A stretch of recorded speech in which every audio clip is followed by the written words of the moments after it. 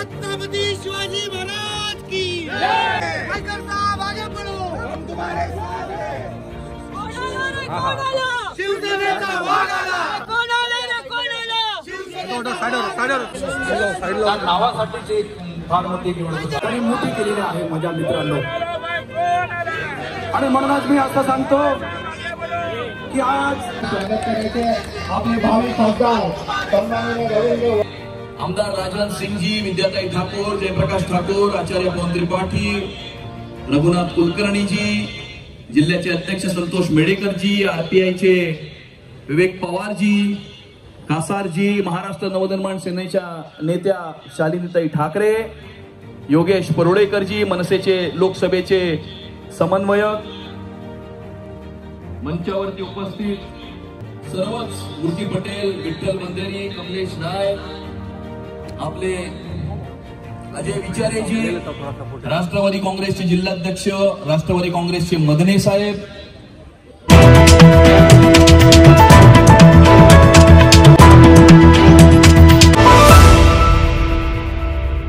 आपल्या उत्तर पश्चिम लोकसभा क्षेत्राचे उमेदवार आणि 4 जून 2024 ला आपल्या क्षेत्रातून होणारे खासदार श्री रवींद्र वायकर साहेब, ज्यांच्या नेतृत्वामध्ये गेली 10 वर्ष आम्ही काम केलं, असे आपले विद्यमान खासदार आदरणीय गजानन कीर्तिकर साहेब, नरेंद्र मोदीजींनी ज्या प्रकारे या देशामध्ये क्रांती घडवून आणली की 2014 मध्ये भारताची अर्थव्यवस्था ही फ्रेजाईल अर्थव्यवस्था अशी गणली जायची आणि आता भारताची अर्थव्यवस्था ही जगातली 5वी सर्वात मोठी अर्थव्यवस्था ही मोजली जाते आणि 2027 मध्ये भारत ही जगातली 3री मोठी अर्थव्यवस्था ही होणार आहे.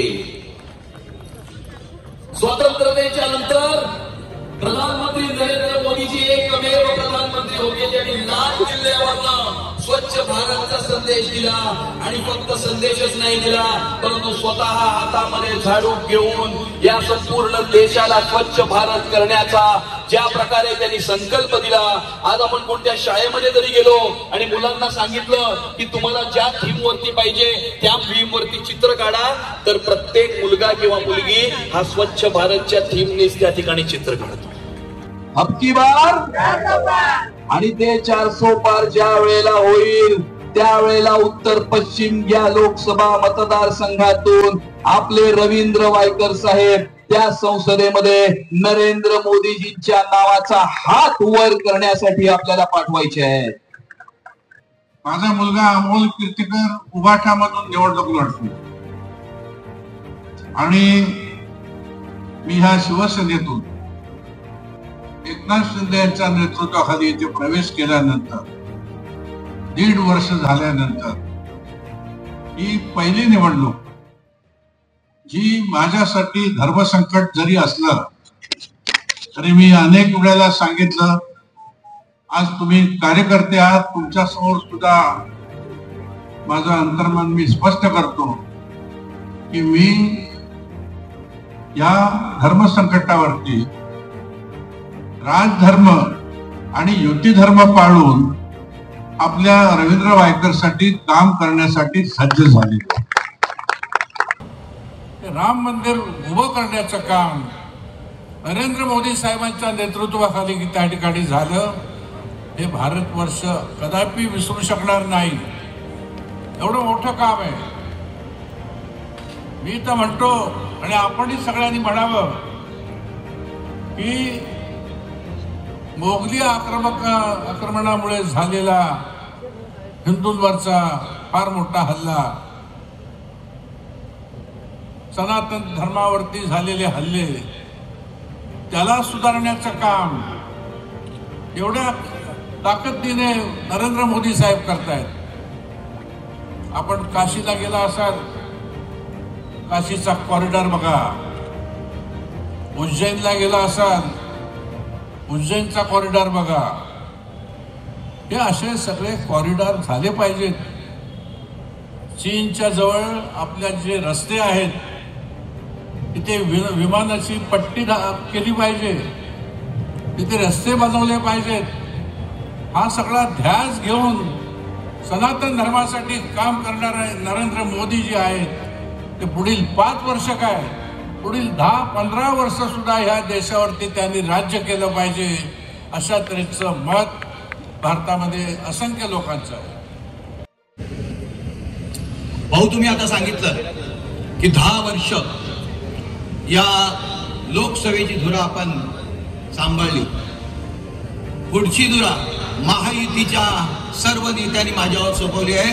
भाऊ, पुढची धुरा देखील रवींद्र वायकर अशाच पद्धतीने पुढे नेईल आणि महायुतीचा उमेदवार म्हणून निवडून येईल. निवडून येणे तुमच्या हातात. आज माझ्या समोर बसलेले सर्व महायुतीचे सिलेरा, मग सर्व प्रकारचे पदाधिकारी असतील, व्यासपीठावर बसलेले सर्व प्रकारचे मान्यवर असतील, यांच्या माध्यमातूनच निवडून येऊ शकतो. 1984 ची दंगल, 89 ची दंगल, 91-92 ची दंगल, 4 दंगली झाल्या.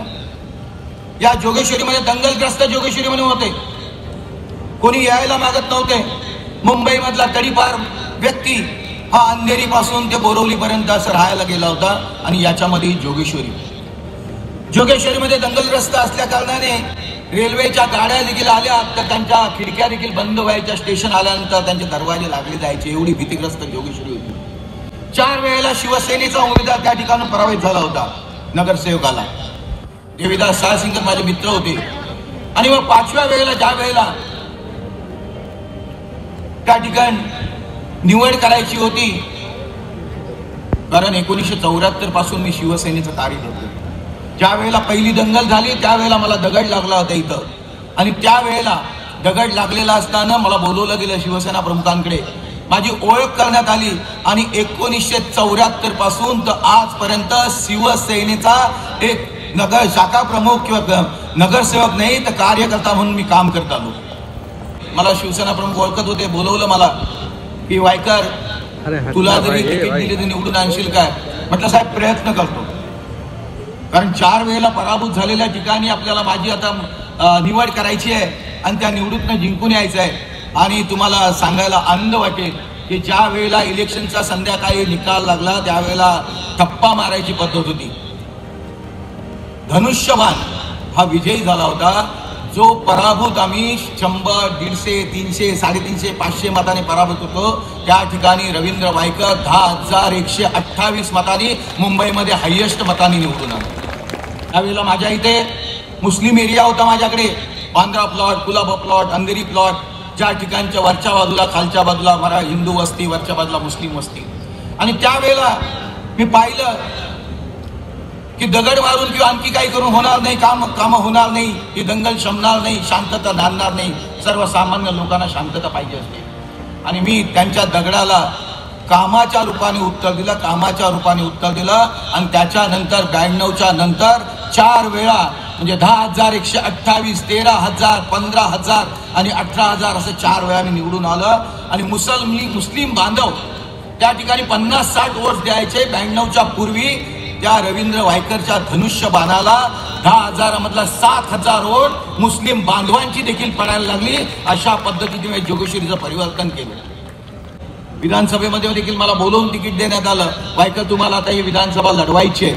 आणि त्या पद्धतीने विधानसभा लढवल्यानंतर 3 वेळा विधानसभा लढवलं.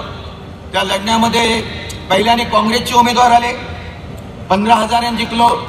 नंतर युतीमध्ये आपली विरोधात झाली, त्यावेळेला 29,000 जिंकलो.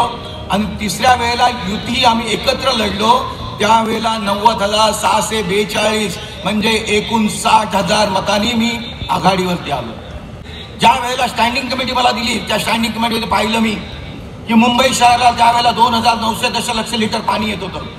मी त्यावेळेला असलेले दिगीकर, चरणकर यांना घेऊन भातसा धरणाच्या इथे गेलो. ज्यावेळेला आम्हाला चर्चा झाली आपण जास्त पाणी कुठून आणू शकतो, आणि 6 महिन्यामध्ये किर्लोस्करांनी 6 पंप दिले आणि त्याच्या माध्यमातून मुंबई शहरासाठी आपण 450 दशलक्ष लिटर पाणी भातसातनं अतिरिक्त घेतलं 6 महिन्यामध्ये. दुसरा विचार केला, वैतरणा लोअर वैतरणाच्या मध्ये मिडल वैतरणा केला आणि त्याला नाव दिलं हिंदू हृदय सम्राट बाळासाहेब ठाकरे मध्य वैतरणा प्रकल्प. आणि 450 MLT पाणी आपण त्याच्यातनं आणलं. खिचडीच्या रूपाने तांदूळ आला, एक्सेस तांदूळ आला, 5 किलो तांदूळ आपण द्यायचो मुलांना, शाळेतल्या मुलांना मुंबई महानगरपालिकेच्या. आपण खिचडी देऊया आणि खिचडी त्यावेळेला आपण देण्याचं मंजूर केलं. पर हेड पर मुलाच्या मागे आपण 2.5 रुपये द्यायचो आणि त्यातनं खिचडीचा उदय झाला आणि मुंबई महानगरपालिकेच्या शाळेतल्या मुलांना आपण ती खिचडी द्यायला सुरुवात केली. एवढं सांगायला आनंद होत आहे की स्टँडिंग कमिटीच्या माध्यमातून 27 वस्तू मुंबई महानगरपालिकेतल्या शाळेला विद्यार्थ्यांना देण्याचं काम त्यावेळेला स्टँडिंग कमिटी चेअरमन असताना मी आणि आमच्या सहकार्यांनी त्या ठिकाणी केलं. या एवढंच नव्हे तर कुपरच्या बाबतीमध्ये मेडिकल कॉलेज देखील व्हायला पाहिजे. मुंबईमध्ये मेडिकल कॉलेज जे आहेत ती कुपरची जागा, ट्रॉमाची जागा, त्याच पद्धतीने भगवतीची जागा ही इन्क्लूड केली. 20 एकरचा प्रपोजल दिलं आणि त्या पद्धतीने कुपरमध्ये मेडिकल कॉलेज करण्याची सुरुवात त्यावेळेला असलेल्या स्टँडिंग कमिटीच्या सदस्याच्या माध्यमातून रवींद्र वायकरने केली. एवढंच नव्हे तर ट्रॉमा केअर व्हावं, त्या ठिकाणी सर्कस वगैरे व्हायच्या आणि त्या ठिकाणी ट्रॉमा केअरची आपण बांधणी केली आणि त्याला देखील नाव ठेवलं Hindu Hriday Samrat Balasaheb Thackeray trauma care centre. आपण त्याला नाव दिलं. ईस्ट वेस्ट जाता येत नव्हतं, अंधेरीवरून जायचं किंवा गोरेगाववरून आपल्याला इथे अंधेरीला यायचं किंवा गोरेगावला यायला व्हायचं, परंतु आता आपण येतोय. त्यावेळेला देखील MMRDने नकार दिल्यानंतर स्टँडिंग कमिटीकडे ते 2 प्रपोजल आले, जोगेश्वरीचा ईस्ट वेस्ट आणि नेरळांच्या इथला ईस्ट वेस्ट. 80 कोटी रुपये आपण जोगेश्वरीच्या त्यावेळेच्या प्रपोजलला आपण स्टँडिंग कमिटीने पास केले आणि त्या ब्रिजला देखील आपण नाव दिलं हिंदू हृदय सम्राट शिवसेना प्रमुखांच्या नावाने तो ब्रिज ओळखला होता. आशीषजी आपण देखील त्या उद्घाटनाला आला होता आणि त्या पद्धतीने ही कामं आपण करत गेलो. मुंबई महानगरपालिकेच्या आरोग्याच्या दृष्टीने, मुलांच्या दृष्टीने, CC पॅसेजच्या दृष्टीने. आणि त्यावेळेला ज्या वेळेला आम्ही जे बसलो होतो त्यावेळेला जवळजवळ 340 कोटीने मुंबई महानगरपालिका डेफिसिटमध्ये होती. ती मुंबई महानगरपालिका आम्ही जाताना 4 वेळेचं टर्म मला मिळालं. इतिहासामध्ये 100 वर्षाच्या इतिहासामध्ये 4 वेळा स्टँडिंग कमिटी मिळाली असेल ते रवींद्र वायकरला मिळाली, कारण आपण केलेली कामं त्यावेळेला दिसून येत होती. आणि ज्या वेळेला मी खुर्ची सोडली त्यावेळेला 20,000 कोटीने आम्ही प्लसमध्ये नेली. या अशा पद्धतीने कामं केल्यानंतर आज लोकसभेला जाण्याची वेळ आलेली आहे. त्या लोकसभेमध्ये आपल्या उत्तर पश्चिमचा आवाज खासदार म्हणून बुलंद करण्यासाठी तुमच्या सहकार्याची नेहमी अपेक्षा आहे. आणि तो खासदार तुमचा हा फक्त तुम्ही निवडून मला देणार नाही, तर मोदीजींना निवडून देण्यासाठी माझं मत देखील तुमच्या माध्यमातून त्या ठिकाणी पडणार आहे. असलेल्या गुंफांचा विचार करणं गरजेचं आहे, त्यांच्या आजूबाजूला असलेल्या झोपडपट्ट्यांचा विचार करणं गरजेचं आहे, फॉरेस्टचा विचार करणं गरजेचं आहे. आणि या सर्व गोष्टी ज्या केंद्राच्या बाबतीमध्ये आहे त्या केंद्रामध्ये तो आवाज बुलंद करणं गरजेचं आहे. आणि म्हणून शिकलेला एक अनुभवी 20 वर्ष नगरसेवक, 15 वर्ष आमदार, 35 वर्षाचा अनुभव म्हणून मला त्या लोकसभेमध्ये पुढे आपले विचार मांडण्यासाठी बसायचं आहे. जाऊन मागच्या बाकावरती जाऊन बसण्यासाठी तिथे रवींद्र वायकर जाणार नाही, तर तुमचे प्रश्न त्या लोकसभेमध्ये मांडण्यासाठी त्या ठिकाणी जायचं आहे. आणि यासाठी आपला आशीर्वाद हा मिळणं अत्यंत गरजेचं आहे. आणि तो आशीर्वाद मताच्या रूपाने 20 तारखेला धनुष्य बाणावरती तुम्ही ते बटन दाबून द्याल, अशा प्रकारची आशा व्यक्त करून माझे मत इथे संपवतो, माझं भाषण इथे संपवतो. धन्यवाद. जय हिंद, जय महाराष्ट्र. की भारतीय जनता पक्षाच्या वतीने कार्यकर्ते तर काम करतातच आहेत, पण रवींद्र वायकर यांना मुंबई भारतीय जनता पक्षाच्या वतीने 100% समर्थन आणि जिंकण्याच्या शुभेच्छा देण्यासाठी मी आलो. ही निवडणूक मुंबईतली सगळ्यात चर्चिले जाणारी आणि महत्वाची निवडणूक. गजाभाऊ कीर्तीकर आपले नेते आहेत, ते वायकरांबरोबर प्रचार करतायत, महायुती बरोबर प्रचार करतायत आणि त्यांचे सुपुत्र हे त्या ठिकाणी विरोधामध्ये महाविकास आघाडीमध्ये उभे. खरं तर तुलना करायची झाली तर अमोल कीर्तीकर आणि रवींद्र वायकर यांची तुलना होऊच शकत नाही. कारण रवींद्र वायकर म्हणजे गेल्या 25, 30, 35 वर्षाचा धगधगता मुंबईचा प्रवास. जर मी असं म्हटलं तर चुकीचं होणार नाही. समस्त मुंबई आणि मुंबईकरांच्या प्रश्नाची, आता काही लोकांना केवळ प्रश्नाचीच जाण असते, पण आपला उमेदवार आपल्याला सौभाग्यशाली यासाठी आहे की त्यांना प्रश्नाची जाण आहेच मुंबईतल्या विषयातल्या, पण त्याबरोबर ते प्रश्न सोडवण्याची त्या ठिकाणी अक्कल हुशारी सुद्धा ज्यांच्याकडे आहे ते आपले उमेदवार रवींद्र वायकर. वायकर आमदार म्हणून सुद्धा काम केलंय, वायकरांनी मंत्री म्हणून सुद्धा काम केलंय, वायकरांनी शिक्षा मंत्री म्हणून काम केलंय. आज लोकसभेची निवडणूक आहे आणि त्यामुळे 5 वर्षाने जनतेला हे ठरवायचा संधी मिळणार आहे या देशाचं पंतप्रधान कोण, ज्यामध्ये भारतीय जनता पार्टी, शिवसेना, रिपाई, एनसीपी, मनसे, जोगेंद्र कवाडे गट, रासपा ही सगळी मंडळी एका बाजूला आहेत. पण त्या सगळ्यांचं मिळून एक ठरलंय, ते म्हणजे आमचा नेता, या देशाचा पंतप्रधान नरेंद्र मोदीच बनणार आहे हे त्या ठिकाणी समोर आलं. सकाळी 9 वाजता एक पत्रकार पोपटलाल टीव्ही समोर, आता ते नेहमीप्रमाणे सकाळी 9 वाजता आले आणि मग मान हलवत म्हणाले की देशाचा पंतप्रधान उद्धव ठाकरेजी होणार. पण म्हणे पंतप्रधान उद्धव ठाकरेजी होतील हे संजय राऊतजी म्हणाले. त्यांचं वाक्य संपत नाही संपत एक बंटी बबली ठाण्याला आहे. त्यांनी एका तासामध्ये लगेच सांगितलं की नाही, शरद पवार साहेब खूप वरिष्ठ आहे, पंतप्रधान पदी ते बसू शकतात. एक बिनपेंद्याचा लोट आहे, भंडाऱ्यावरनं आला नाना पटोले, तर म्हणाले राहुल गांधी शिवाय कोण म्हणणार. आता 2 तासात 3 पंतप्रधान यांचे उमेदवार, यांना मत दिलं तर भांडतील की नाही सांगा. हे आपापसात भांडतील की नाही. मग यांना मत देणं फुकट आहे. मला आनंद वाटतो या ठिकाणी मुद्दामून मनसेचे अध्यक्ष राज ठाकरे यांचा, त्यांनी या महायुतीला बिनशर्त पाठिंबा दिला. बिनशर्त काय म्हणाले, महाराष्ट्रात राहून नेतृत्व करून या देशाच्या युवकाचं भविष्य, शैक्षणिक व्यवस्था, रोजगार, काही अपेक्षा आहेत माझ्या आणि त्या अपेक्षा पूर्ण करण्याचं काम जर कोणी करेल तर या सर्व पक्षांना मी समर्थन करतो, कारण नरेंद्र मोदींना बघून मी समर्थन करतो. अजितदादा पवार यांचा धन्यवाद मी व्यक्त करीन. त्यांनी आपल्या उंचीपेक्षा जास्त उडी मारायची नाही ठरवलंय आणि म्हणून महाराष्ट्राचं राजकारण हे आपलं ध्येय आहे आणि नरेंद्र मोदीजींना तरी सांगितलं माझं समर्थन. रामदास आठवलेजी यांचा धन्यवाद आम्ही देतो. त्यांनी सांगितलं नरेंद्र मोदीजीच देशाचं नेतृत्व करू शकतात. इकडे 2 तासात तंगड्यात तंगड्या आणि म्हणून ही लढाई जी आहे ही 2 आघाड्यांमधली लढाई आहे. जनतेला तुम्हाला सांगावं लागेल ही असली आणि नकली मधली लढाई आहे. उद्धवजी तुमची शिवसेना नकली आम्ही का म्हणतो, बाळासाहेबांची शिवसेना असली आहे. त्यांनी काँग्रेस बरोबर कधीच हात मिळवणी केली नसती, काँग्रेसचा हात हातात कधीच घेतला नसता. उद्धवजी तुम्ही त्यांचा हात हातात घेतला, काँग्रेसच्या मांडीवर बसलात. ज्या खुनी पंजाच्या हाताला मराठी माणसाच्या खुनाचं रक्त लागलंय त्या हाताबरोबर हात मिळवणी उद्धवजी तुम्ही केली. मी तर तुम्हाला नम्र विनंती करीन, मातोश्रीला घरी गेल्यावर आरशामध्ये तुमचा हात बघा. त्या काँग्रेसने मारलेल्या, आमच्या हुतात्मा केलेल्या, बलिदान झालेल्या मराठी माणसाचं रक्त तुमच्या हाताला लागलं आणि म्हणून बिलकुल यांना मत देता कामा नये. या पद्धतीच्या भूमिका घेणाऱ्यांना मुंबईतच त्या ठिकाणी धडा शिकवला पाहिजे.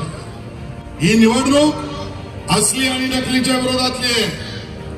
मुंबईवर प्रेम करणारा कोण, देशावर प्रेम करणारा कोण, आतंकवाद्यांच्या बाजूने कोण, ही ठरवणारी निवडणूक आहे आणि म्हणून नेतृत्व मोदीजींचं झालं.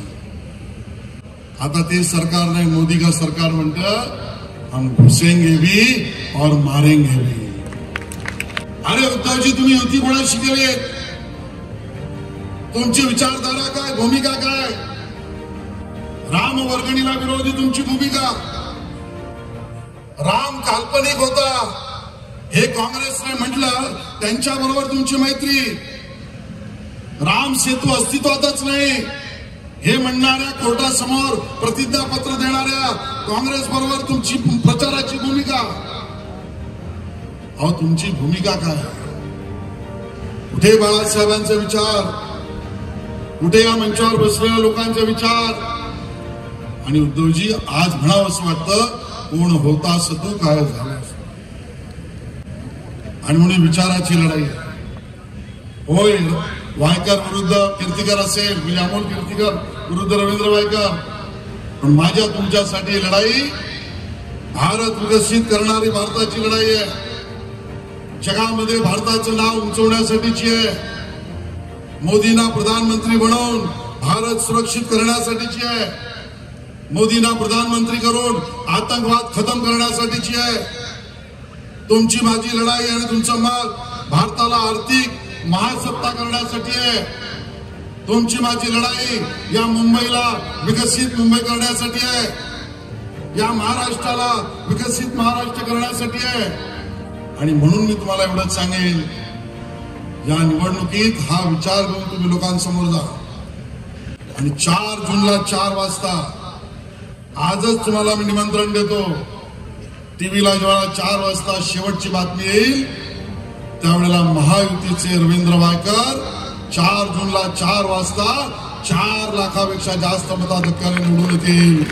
आणि त्यासाठी तुम्ही सगळ्यांनी यावं एवढंच निवेदन देतो. धन्यवाद. जय हिंद, जय महाराष्ट्र.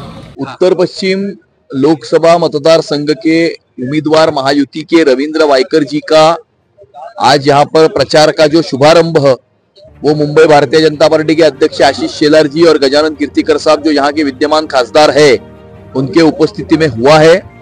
4000 से ज्यादा यहाँ पर बूथ प्रमुख, शक्ति केंद्र प्रमुख, गट प्रमुख, पदाधिकारी और यहाँ की जनता इस कार्यक्रम में सम्मिलित थी. और इस कार्यक्रम में जुटी हुई भीड़ को देखकर अंदाज हम लगा सकते हैं कि आने वाले चुनाव में क्या निर्णय होने वाला है. यहाँ की जनता ने फिर से एक बार नरेंद्र मोदी जी को तीसरी बार प्रधानमंत्री बनने का निर्णय ये किया है और उस दिशा में जाने का संकल्प आज इस महायुति के मेळावा में हुआ है.